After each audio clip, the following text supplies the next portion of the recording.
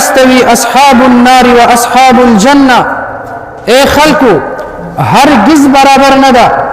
هغه خلق چې هغه د اور خواندان وي هغه خلق چې هغه د الله د رحمت نه محروم وي هغه خلق چې هغه باندې د رب العالمین غضب وي هغه خلق چې هغه د رب العالمین د قسمه قسم نعمتونو نه محروم وي په مقابله د هغه خلقو کې کم خلق باندې چې د رب العالمین دغه نعمتونه وي کم خلق د پاره چې رب العالمین دغه جنت جوړ کړی دا کم خلق د پاره رب العالمین قسمه قسم نعمتونه د جهان نعمتونه په دنیا کې چې څومره دي جنت دغه نعمتونه لدینه اعلی دي هغه خلق چې د چا د پاره جنت ته او هغه خلق چې د چا د پاره جهنم دي دا خلق هیڅ چره برابر نه دي دغه شان په دنیا کې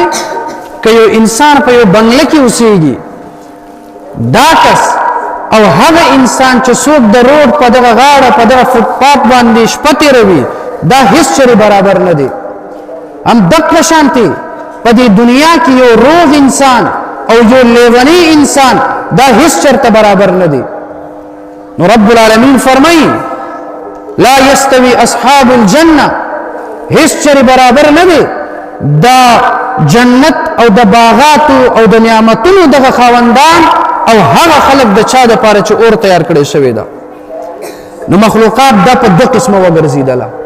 یو هغه خلق چې په دیو باندې د رب العالمین طرف نه انعامات وي په دیو باندې د رب العالمین طرف نه رحمت وي په دیو باندې د رب العالمین طرف نه مهرباني وي په دیو باندې د رب العالمین طرف نه فضل او کرم وي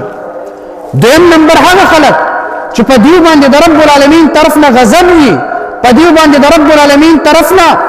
عذاب وي په دیو باندې د رب العالمین طرف نه ناراستیا وي دې کې د ځمکې او د اسمان فرق دی نو وس دا کم خلق چې جنت خاوندان دي دا کم خلق دي دیو دغه جنت ته بسنګزي او دا کم خلق چې د دې دوزخ خاوندان دي د دې اور خشاک دي دا کم خلق دي نو رب العالمین په دې قران کې مزید وضاحت کوي اصحاب الجنه هم الفائزون دا جنتیان دا کامیاب خلق دي دا نیکبخت دي دا خوش قسمت دي دا هغه کامیاب خلق دي وسکه چرته څوک ځان نه کامیاب جوړول غواړي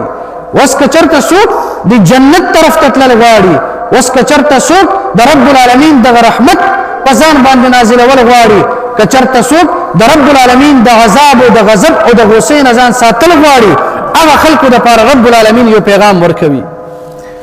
لو انزلنا هذا القرآن على جبل رب العالمین فرمایي کچری دا قرآن ما نازل کړیو په دغه غرونو باندې لرأيته خاشعا متصدعا من خشية الله رب العالمین فرمایي دا قرآن دومره نورانی کتاب دی دا قرآن دومره اثر کوونکی کتاب دی دا قرآن دومره بدلونکی کتاب دی کچری دا کتاب په یو غر باندې نازل شوی تاسو به کتلی چې دغه غر دا به هم ریزه ریزه شوی لیکن بیا هم رب العالمین دغه قرآن دغه اوریدو دغه قرآن د پوهیدو دغه قرآن د برداشت کولو دغه طاقت او قوت دا د انسان او بیا د مسلمانانو په دغه ځای کې د دې طاقت اخی دی دغه مثال رب العالمین ولی بیانوي رب العالمین فرمایي وتلك الامثال نضربها للناس لعلهم يتفكرون رب العالمین فرمایي چې دا مثال دا موږ ځکه بیانو دا مثال ځکه موږ پیش کوو دا مثال ځکه ورکو ځکه چې دا خلق په دې کې غور او فکر وکړي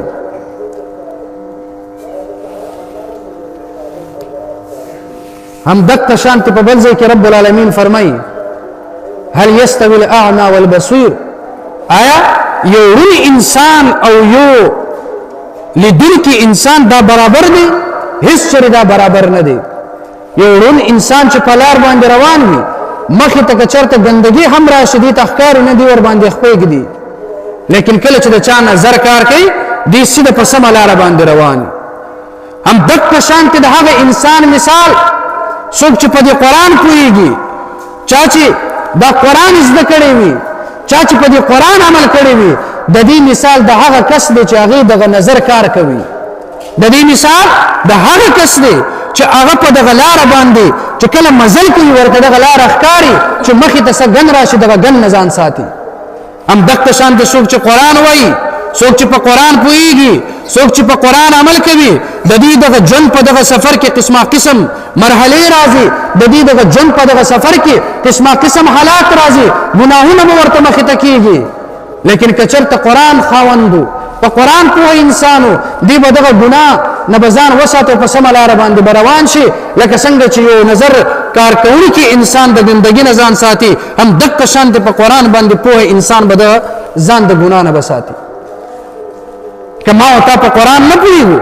زما او ستا مثال د ړندو دی که ما او تا په قرآن پوهېږو ما او تا په خور او په مور کې به تمیز کولی شو ما او تا په حلال او په حرام کې به تمیز کولی شو ما او تا د کشر او د مشر دغه مقام کې به فرق کولی شو ما او تا د طالب او د مولا او د امین او د چرسی په دغه مقام او مرتبه کې به فرق کولی شو